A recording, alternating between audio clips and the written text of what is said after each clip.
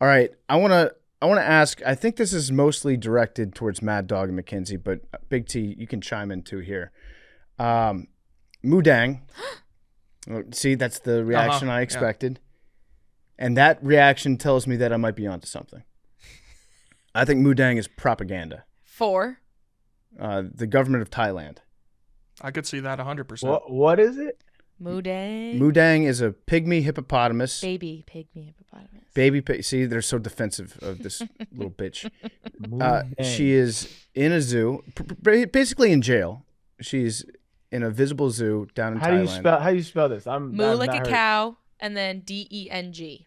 It's Moo Dong, by the way. Everyone loves saying Moo Dang because they don't respect the Asian culture. It is Moo Dong. That's very woke of you, yeah. Yeah. So I think that she is propaganda.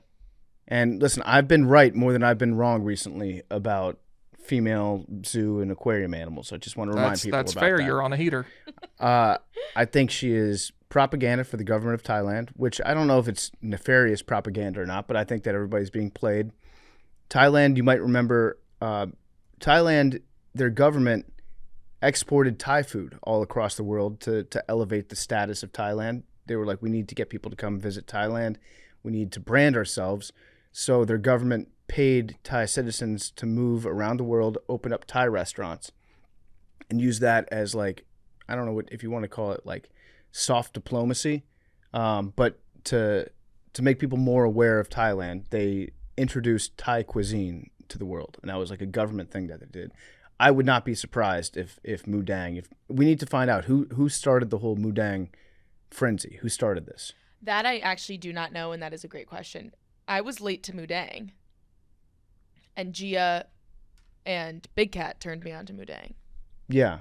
So why is why are we talking about a baby? It always just makes like crazy faces, and it bites the trainers and stuff. Trainers, and then she falls, and she thinks she's bigger than she is, and she's just this cute little baby pygmy hippo. But have you seen the penguin? Pesto? I was gonna bring up Pesto the penguin. Yeah. Yep. I feel bad because I feel like Pesto is not getting the shine. I'm gonna be real though, Pesto doesn't like hype me up as much as Moo Deng gets me like. Bro, Pesto is a Pesto. menace. He's a beast. He's like 5 times the size of every his other mother. penguin. Most adult king penguins weigh between 31 and 37 pounds. At 9 months old, Pesto is 51.8 pounds. Unit. Beast. Just a monster. Unit. Put him on the line. 5-star. Yeah, this guy's chonk. This is a chonk penguin.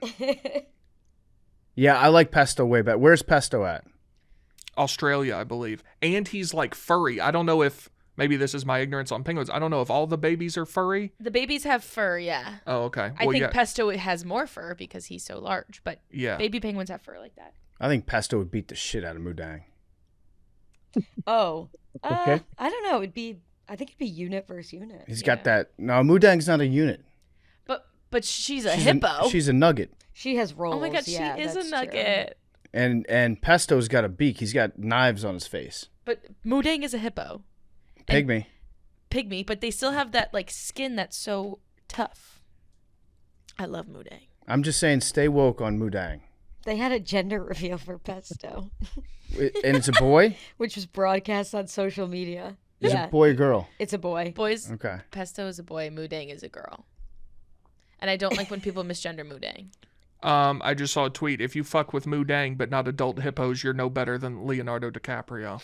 Got it. Yep. So true. True. That is very true. Well, how do you feel about Fiona the hippo, PFT? Oh, I love Fiona the hippo. Right, exactly. I have a and t-shirt Fiona's like, I think Fiona might be a teenager at this point. I don't really know the maturity like cycle of a hippo, but I love Fiona. I think Fiona does laps around Moo Deng. Moo Deng has an innocence to her. Fiona's 7 years okay. old. Yeah. Yeah, see, Fiona's a grown-ass woman. I think Fiona Y'all don't want to hear that. You want to run around with your little babies. Look how cute this is. Oh, she's special. I still like Fiona, too. Listen, Moo Deng is very cute, but I think that we're being played. The Thai food thing, it does get your mind turning a little bit. Yeah, and honestly, They've done this before. shout out. Yeah, they run the same playbook. Shout out to Thailand. Their food is delicious. Thank you for doing that, Thailand. Thank you for pad thai. Thank you. So true. Yeah, thank you for Tom Yum. Thank you for Tom Kha soup. Thank you for pad see Pad see you. Thank you for the delicious duck curry. It's great. Thank you for your milk teas. Yeah, true. But how does are you saying that like Moo Deng is they're trying to put Moo Deng out there for like tourism for Thailand? Tourism, increase the brand of Thailand.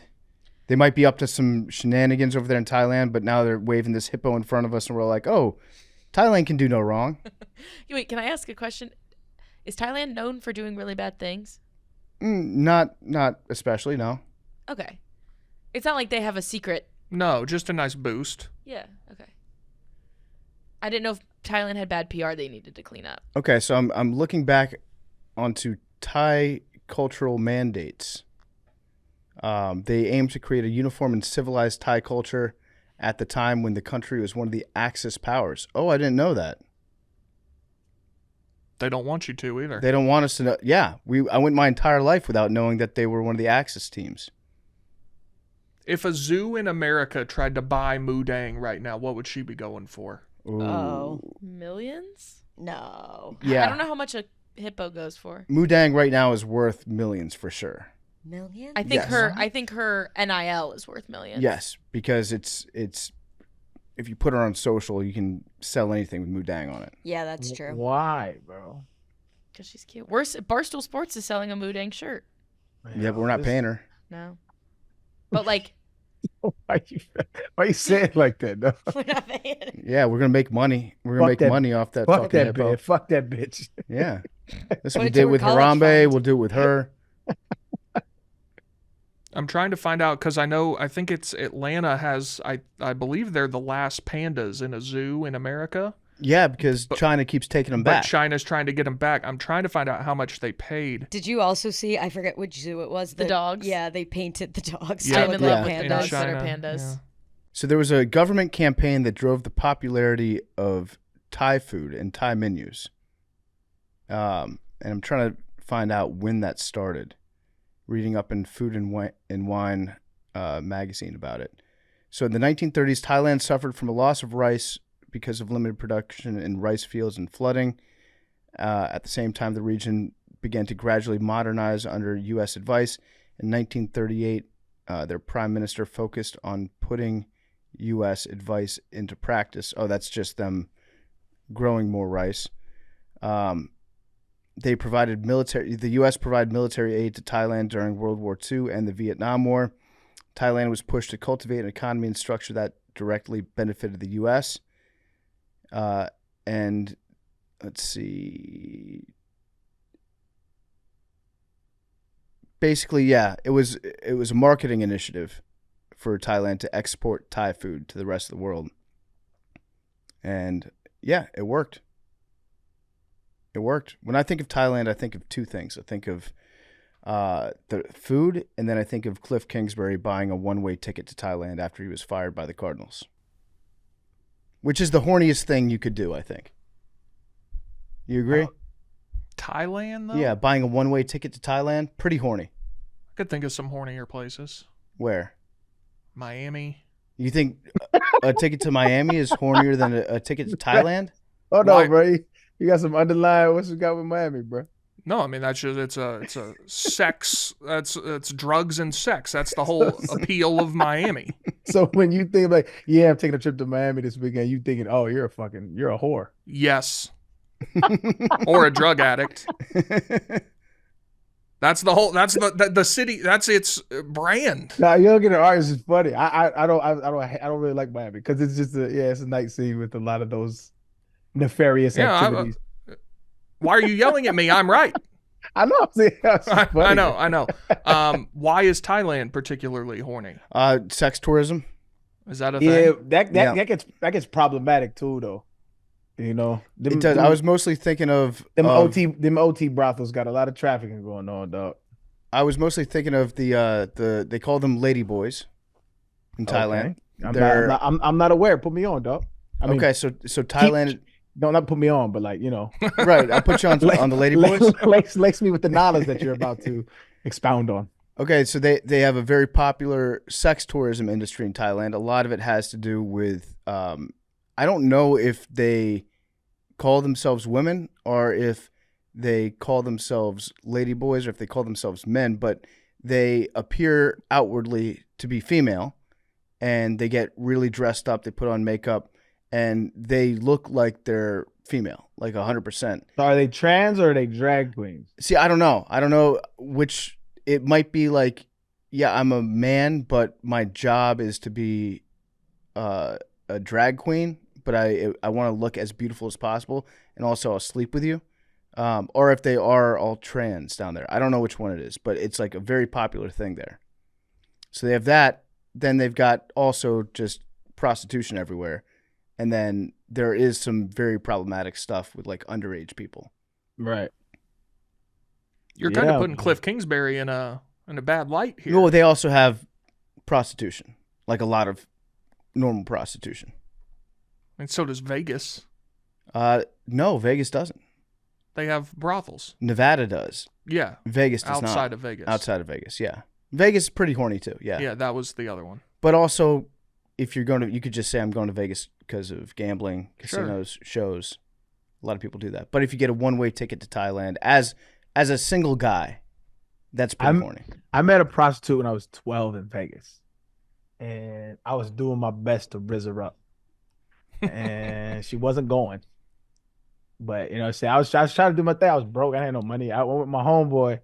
I went with his parents, and so we seen her, and we walking along. I was like, "Hey, yo, like, what's happening?" I was trying to do my little thing, spit my little game. She said, "How old are you?" I said, "I'm 13." Trying to, up the score a little bit. That's what you went with? Yeah, I was young, Big T. I was young.